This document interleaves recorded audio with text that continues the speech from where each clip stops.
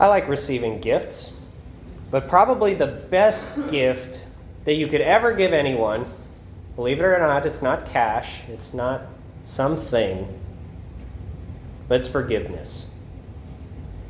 Because I know in my life, I can think very vividly of those few people and situations that I'm still struggling with. The people I'm struggling to forgive, and the people that are struggling to forgive me. There is no greater gift that you can give someone than that freedom of telling them I'm sorry or telling them I forgive you. Nothing is more liberating. We have this story in the Gospel of Zacchaeus, who is the archetype in some sense of an outcast because he's a tax collector. And the problem is he's a Jewish tax collector. He lives in the land of Israel. He is of Jewish descent, and yet he's collecting taxes to give to Rome, who is over the Jewish people, who they very much do not want to be over them.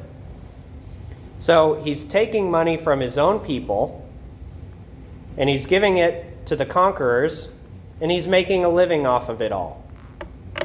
And so naturally, he's very much hated. And yet, he wants to encounter Jesus because he's probably heard things about him. He wants to know if that's really the Messiah that's coming, because maybe he doesn't like his job. Maybe he doesn't like being a tax collector and giving money to Rome, but he doesn't know what else to do. And whenever he encounters Jesus, Jesus calls him by name and says, "Come down because I want to stay in your house today." He's breaking that cycle for Zacchaeus. He's saying, I'm a fellow Jew with you, and I still want to know you. I still want to be with you. This week we're praying most especially and fervently for vocations of all sorts. This is a vocation awareness week. Not just priesthood, but religious life, married life, consecrated single life. And one of the experiences I had of Jesus was when I was in 8th grade. I went to a lock-in that was in Alphen, of all places.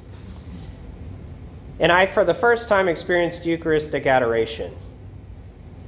Now, my life is such that I would very much like to crawl under a rock and just disappear, be ignored, left alone in a lot of ways. I'd like to just do my thing. But being a priest, it's kind of hard to crawl under a rock and hide away. But I think part of my vocation comes from that encounter and adoration. Is because I very much would rather live in my mom's basement for the rest of my life and play video games and hide away. But the Lord encountered me.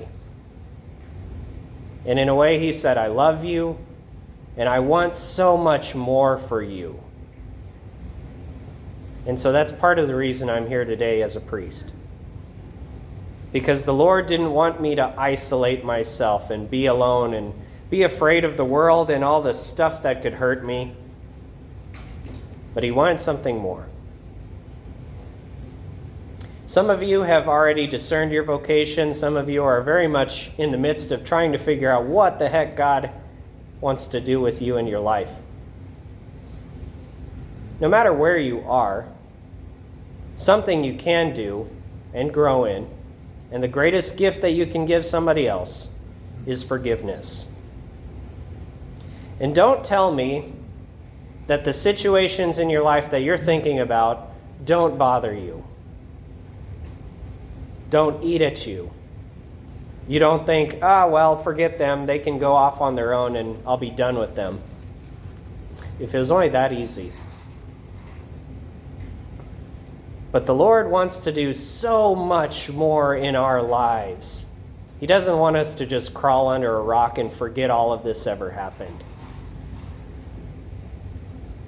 Because you could be the thing that spurs on a new Zacchaeus, to do radical things like give away half of what he has and repay what he's extorted 4 times over. It sounds like a lot of money.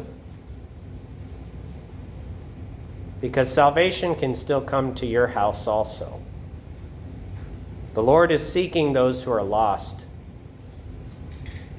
He wants forgiveness for your life and for others. As scary as it is, I hope you take him up on it.